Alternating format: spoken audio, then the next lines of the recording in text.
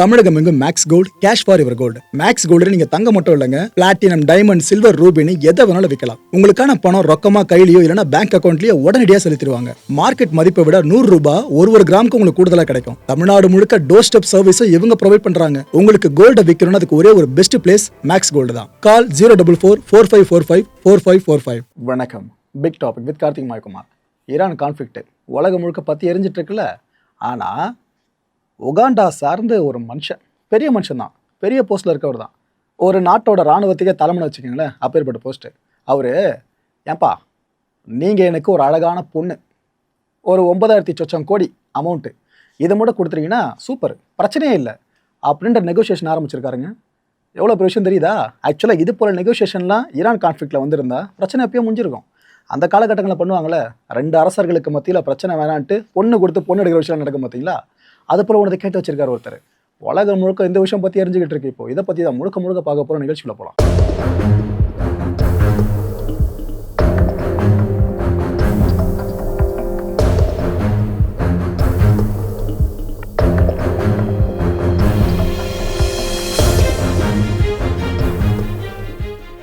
Uganda இந்த country பல பேர் கேள்விப்பட்டிருப்பீங்கன்னு நினைக்கிறேன். இது ஒரு ஈஸ்ட் ஆப்பிரிக்கா கண்ட்ரிங்க. இந்த கண்ட்ரி பார்த்தீங்கன்னா இந்த ஆப்பிரிக்கன் யூனியன் மிஷன் இருக்குல்ல, சொமாலியா பேஸ் பண்ணி கடந்த 2007 வருஷத்துலேருந்து இதுக்கு அதிகப்படியான ட்ரூப்பை கான்ட்ரிபியூட் பண்ணது இவங்க. மேஜராக சில நாடுகள் இருக்கும், அதில் முக்கியமாக இந்த உகாண்டாவை சொல்லலாம். கிட்டத்தட்ட ஆயிரக்கணக்கான சோல்ஜர்ஸ் கடந்த 20 வருஷங்களுக்கு மேலே டெப்ளாய் பண்ணப்பட்டிருக்காங்க. உகாண்டா சார்ந்து இவ்வளோ பேரும் வந்திருக்காங்க, இந்த மிஷனுக்காக பார்ட்டிசிபேட்டாக இருக்க. இந்த அல் ஷபாப் இருக்குல்ல, இந்த அல் கொய்தாவோட கிளை அமைப்பு இது. இந்த அமைப்புக்கு எதிராக சண்டையை எவ்வளோ வேகமாக போட முடியுமோ அவ்வளோ வேகமாக போடுறாங்க. ஒரு பக்கம் போர்க்களத்தில் உகாண்டா இந்த அளவுக்கு சொமாலியா சார்ந்து நிற்கிதா, இன்னொரு பக்கம் டர்க்கி. இவங்க என்ன பண்ணுறாங்க, சரி போர்க்களத்தை உகாண்டா பார்த்துக்கிட்டோம், நாம் இந்த சொமாலியாவோட இன்ஃப்ராஸ்ட்ரக்சர்ஸ் இருக்குல்ல அதுக்கு ஹெல்ப் பண்ணுவோம். நம்ம 2 நாடுகள் உறவை நம்ம அப்படி வெயிட்டாக கொண்டு போவோமே. ஏன்னா சொமாலியா நமக்கு நாளை பின்னா ஆப்பிரிக்காவில் ஒரு நாடு சார்ந்து ரொம்ப இணக்கம் வேணும்.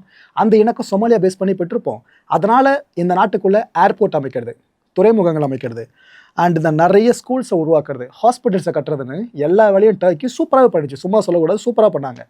இது ஒரு கட்டத்தில் என்ன ஆயிடுச்சுன்னா, சொமாலியா சார்ந்து உயிரை கொடுத்தாங்க பார்த்தீங்கன்னா ஆயிரக்கணக்கான உகாண்டா சோல்ஜர்ஸ், அவங்கள புறந்தள்ளிட்டு டர்க்கி கூட அந்த சொமாலியா கவர்மெண்ட் ரொம்ப இணக்கமாயிட்டாங்க. இது உகாண்டா கண்டிப்பாக கடுப்பை ஏற்படுத்தல. உனக்காக ரத்தம் சிந்துரும், ஆனால் காசு கொடுத்த எல்லாத்தையும் பண்ணுறவங்க பெருசாக போயிட்டாங்களா அப்படின்ற கடுப்பு இந்த உகாண்டாவுக்கு பல வருஷங்களாகவே மனசுக்குள்ளேயே இருந்துட்டு இருந்துச்சு. ஸோ டர்க்கி சொமாலியா கூட அவங்களுடைய ரிலேஷன்ஷிப்பை ரொம்ப டீப்பாக கொண்டு போயிட்டாங்களா.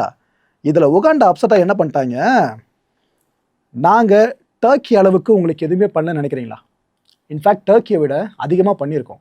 ஆனால் நீங்கள் நன்றி மறந்தவங்களா இருக்கீங்களே, எதுவுமே எங்களுக்கு பிரதிபலன் பண்ணலையே, என்ன இது நாடு சொமாலியா, இதெல்லாம் ரொம்ப ஒர்ஸ்ட்டு, பண்ணுறதெல்லாம் நாங்கள் பண்ணுவோம், ஆனால் நீங்கள் உறவை அவங்க கூட அதிகமாக வச்சுப்பீங்களா, எங்களுக்கு இது வருத்தம்ப்பா அப்படின்னு உகாண்டா அடிக்கடி ஸ்டேட்மெண்ட்டை வெளியிட்டுட்டே இருந்தாங்க. இதை ஸ்க்ரீனில் தெரியாதுல ஒருத்தர், இவர் தான் நான் சொன்ன அந்த பெரிய மனுஷன் மஹூசி கேனிரோகிடா. இந்த உகாண்டாவோட ஆர்மி இருக்குல்ல அதோட சீஃபே இந்த பர்சன் தாங்க. இவர் மனசுக்குள்ளேயும் அந்த வருத்தம் இருக்கோல, என்ன நம்ம அவ்வளோ பண்ணோம், நம்மளை கண்டுக்காமல் துருக்கியை மட்டும் தூக்கி வச்சு கொண்டாடுறாங்க அப்படின்ட்டு அந்த கடுப்பு அவர் மனசுக்குள்ளே இருக்கோல. ஆக்சுவலாக அந்த மனுஷன் யாருன்னு பார்த்தீங்கன்னா ஆர்மி சீஃப் மட்டும் இல்லை, உகாண்டாவோட பிரசிடென்ட் இருக்கார்ல முசவேனி. ஆக்சுவலாக சில பேர் டிக்டாட்டர்லாம் சொல்லுவாங்க, அவரோட மகன், அவரோட புதல்வன் தான் இவர். ஆக்சுவலாக இதுக்கப்புறம் உகாண்டாவை ஆள தகுதியான நபராக பல பேரால் நம்பப்பட்டு இருக்கிறது இவர் தான், ஃபியூச்சர் பிரசிடென்ட்னு வச்சுக்கோங்களேன் உகாண்டாவுக்கு. இந்த மனுஷன் சோஷியல் மீடியாவில் ஒரு வேலையை பார்த்து விட்டுருக்காப்புல. இப்போ அதுதான் உலகம் முழுக்க பயங்கர வைரலாக சுற்றிக்கிட்டு இருக்கு. என்ன பண்ணி வச்சுருக்காரு இந்த மஹூசின்னு பார்த்தீங்கன்னா, துருக்கி நீங்கள் பண்ணதெல்லாம் நியாயமா, நாங்கள் உங்களை சும்மா விடணுமா, என் மனசுக்குள்ளே அவ்வளோ கோபம் இருக்கும் உங்கள் மேலே, ஆனால் நான் அதை போர் புரிஞ்சு உங்ககிட்ட காட்ட விரும்பலை. அதுக்கு பதிலாக நீங்கள் எனக்கு ஒன்று பண்ணுங்கள், உங்கள் நாட்டில் இருக்கிறதுலையே அழகான க்யூட்டான ஒரு பொண்ணு இருக்கும்ல அந்த பொண்ணு எனக்கு கொடுங்க அப்படின்னு கேட்டிருக்காரு.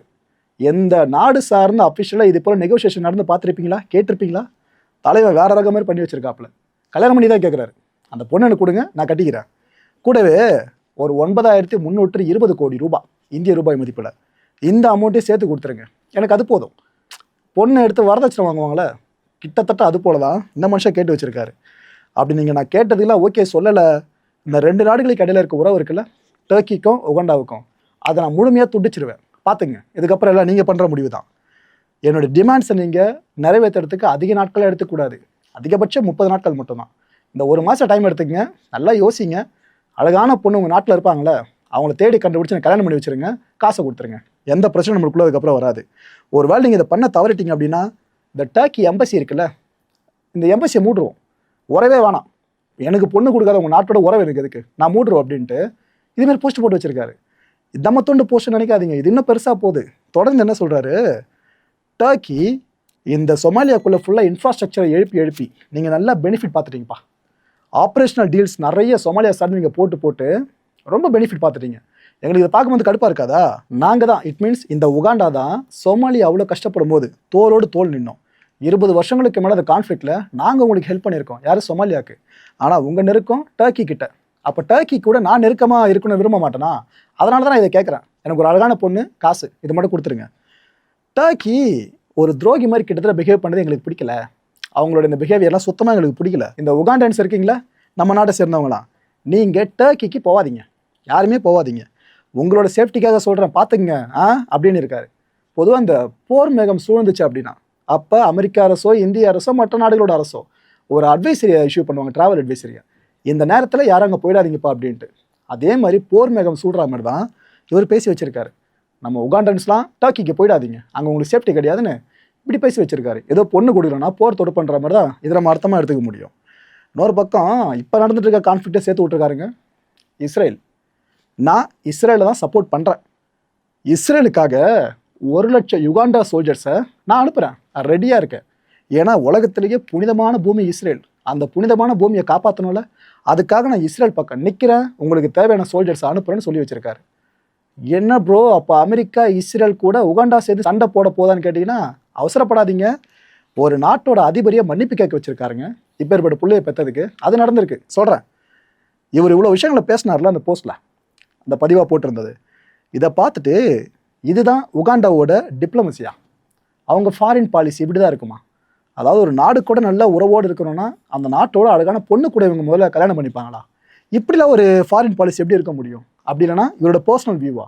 இவருக்கு இருக்கிற ஆசையை அஃபிஷியலாக எங்கே அனௌன்ஸ் பண்ணிட்டாரா? இது எப்படி எடுத்துக்கிறதுன்னு பல பேரும் குழம்ப ஆரம்பிச்சிட்டாங்க. இன்னொரு பக்கம் சொமாலியா, உகாண்டா, டர்க்கி இந்த 3 நாடுகளோட அரசாங்கங்களும் ஏதாவது ரியாக்ட் பண்ணுமான்னு எதிர்பார்த்தோம். ஒருத்தர் வாய் திறக்கலை. ஏன்னா அவர் அப்படிதான்ப்பா அப்படின்னு அவங்களுக்கே தெரியுமா என்னவோ, ஒருத்தர் வாய் திறக்கலை. கடைசி நேரத்தில் ஆயிடுச்சு, அந்த போட்டிருந்த போஸ்ட்டு காணோம், போயாச்சு. உள்ளுக்குள்ளே என்ன நடந்துச்சோ ஏது நடந்துச்சோ. ஆனால் இன்னும் ப்ராப்பர் எக்ஸ்ப்ளனேஷன் இந்த போஸ்ட்டு போட்டவங்க சைட்லேருந்து வரவே இல்லை. ப்ரோ ஏதோ ஹேக் பண்ணி போட்டிருப்பாங்க, அவ்வளோ பெரிய மனுஷன் இதெல்லாம் பண்ணுவாரா? அதெல்லாம் சுத்தமாக பொய்யா இருக்கும் ப்ரோ, தெரியாமல் பேசுகிறீங்க அப்படின்னு பல பேர் நினைக்கலாம். தலைவன் வேறு ரகம். இது ஃபர்ஸ்ட் டைம் கிடையாது. இதுக்கு முன்னாடி ஒரு சம்பவம் பண்ணாப்புல, ஒரே வருஷத்தில் 2 சம்பவம் பண்ணாப்புல. அந்த வருஷம் 2022.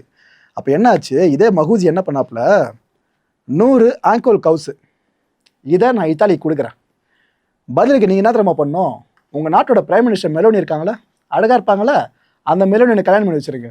கேட்டது அவர் தான், ஏற்கனவே பண்ண சம்பவம் இது.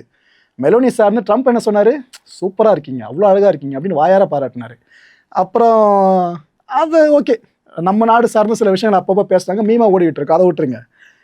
இப்படி பண்ண ஒரு மனுஷன் எதுக்கு இப்போ இப்படி பண்ணியிருக்கக்கூடாது? இந்த டவுட் தான் பல பேர் கிளம்பியிருக்கு. ஆனால் என்ன தெரியுமா ஆயிடுச்சு, அப்போ ஒரு வார்ன் பண்ணார். யார்? இந்த மெஹூசி. இந்த பாருங்க, உங்களை கட்டிக்க ஆசைப்பட்றேன், வயசான பிரச்சனை இல்லை, 100 ஆங்கோல் கவி நான் கொடுத்துட்றேன், சந்தோஷமாக இருங்க வச்சுக்கிட்டு, பட் நீங்கள் என்ன கல்யாணம் பண்ணிக்கணும். நீங்கள் மறுத்துட்டீங்க அப்படின்னா ரோமை கேப்சர் பண்ணிவிடுவேன், உங்களை சும்மா விட மாட்டேன்னு இப்படிலாம் த்ரெட் பண்ண ஆள். ஒரு கடத்தில் இப்போ இவரோட பிள்ளையை பெற்றுறேன்னு ஃபீல் பண்ணார் என்னவோ தெரியல. அவரோட அப்பா இருக்கார்ல, உகாண்டா பிரசிடென்ட்டு யோவெலி அவர்கள், அவர் என்ன பண்ணிட்டாரு, மன்னிச்சிருங்க, இவர்கிட்டலாம் பேசாமல் எதிர்பார்க்கல, மன்னிச்சிருங்கன்னு அந்த மனுஷனை மன்னிப்பு கேட்க வச்சிட்டார். இந்த ஃபாரின் அஃபேர்ஸில் இவர் இன்டர்ஃபியர் ஆகக்கூடாது, ஆனால் ஆகிட்டார்ல, பெற்றது நான் தானே, என்னை மன்னிச்சிருங்கன்னு அந்த மனுஷன் மன்னிப்பு கேட்டார்.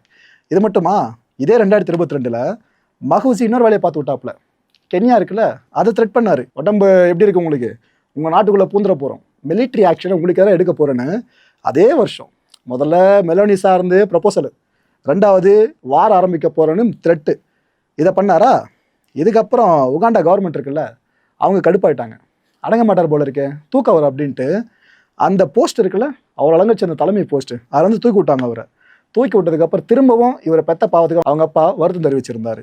இதெல்லாம் தாண்டி இப்போ என்ன வேலையை பார்த்து விட்டுருக்காரு, துருக்கியில் இருக்கிறதுல அழகான பொண்ணுன்னு கட்டி கொடுங்க, காசு கொடுங்க அப்படின்னு கேட்டிருக்காப்புல. ஆனால் ஒன்றுங்க, டீல்னால் இப்படி தான் இருக்கும்னு பல பேர் பேச ஆரம்பிச்சிட்டாங்க.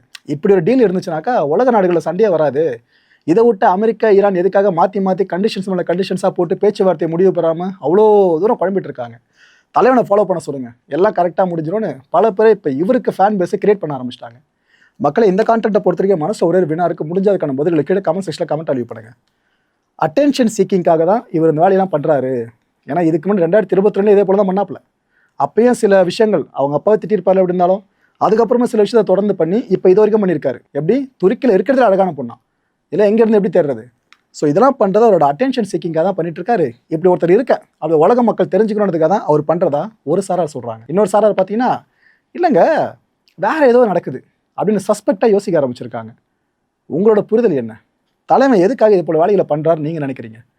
அடுத்த நிகழ்ச்சியை சந்திக்கலாம். நன்றி, வணக்கம். தமிழகம் எங்கும் maths gold, cash for your gold. Maths gold நீங்க தங்க மட்டும் இல்லைங்க, பிளாட்டினம், டைமண்ட், சில்வர், ரூபினி எதை வேணாலும் விற்கலாம். உங்களுக்கான பணம் ரொக்கமா கையிலயோ இல்லைன்னா பேங்க் அக்கௌண்ட்லயோ உடனடியாக செலுத்திடுவாங்க. மார்க்கெட் மதிப்பை விட 100 ரூபாய் ஒரு கிராமுக்கு உங்களுக்கு கூடுதலாக கிடைக்கும். தமிழ்நாடு முழுக்க டோர் ஸ்டெப் சர்வீஸும் இவங்க ப்ரொவைட் பண்றாங்க. உங்களுக்கு கோல்டை விற்கணும்னு அதுக்கு ஒரே ஒரு பெஸ்ட் பிளேஸ் மேக்ஸ் கோல்டு தான். கால் 04445454545. என் அன்பார்ந்த மாயம் ஸ்டுடியோஸ் நேயர்களே, மாயம் பக்தின்னு ஆன்மீகத்துக்காக பிரத்யேகமாக ஒரு சேனலை கொண்டு வந்திருக்கோம். மறக்காம சப்ஸ்கிரைப் பண்ணி அந்த சேனலுக்கு உங்களோட ஆதரவை மனப்பூர்வமாக தெரிவிங்க. வணக்கம் மாயம் ஸ்டுடியோஸ் நண்பர்களே. மாயம் ட்ரெண்ட்ஸ் அப்படின்ற ஒரு புதிய ஃபேஸ்புக் பேஜை ஓப்பன் பண்ணியிருக்கோம். நீங்கள் யூடியூப்பில் பார்த்துட்டு இருக்கீங்களா நம்மளோட கான்டென்ட்ஸ்லாம், இதெல்லாம் விட ஒரு படி மேலே ரொம்ப கிறிஸ்பாகவும் ரொம்ப சூப்பராகவும் நிறைய கான்டென்ட்ஸ் உங்களுக்கு இந்த பேஜில் காத்துட்ருக்குங்க. ஸோ உடனடியாக ஃபேஸ்புக் பிளாட்ஃபார்ம் போங்க, மாயம் ட்ரெண்ட்ஸ்னு டைப் பண்ணி சர்ச் பண்ணி நம்ம பேஜை ஃபாலோ பண்ணுங்கள். அப்படியே நம்ம சேனலையும் நீங்கள் சப்ஸ்கிரைப் பண்ணிட்டீங்க அப்படின்னா இன்னும் நிறைய புது கான்டென்ட்ஸை உங்களுக்காக ப்ரொடியூஸ் பண்ணி கொடுத்துக்கிட்டே இருப்பாங்க. நீங்கள் பண்ணுற ஒவ்வொரு சப்ஸ்கிரிப்ஷனும் எங்களுக்கு பெரிய மோட்டிவேஷனாக அமையும்.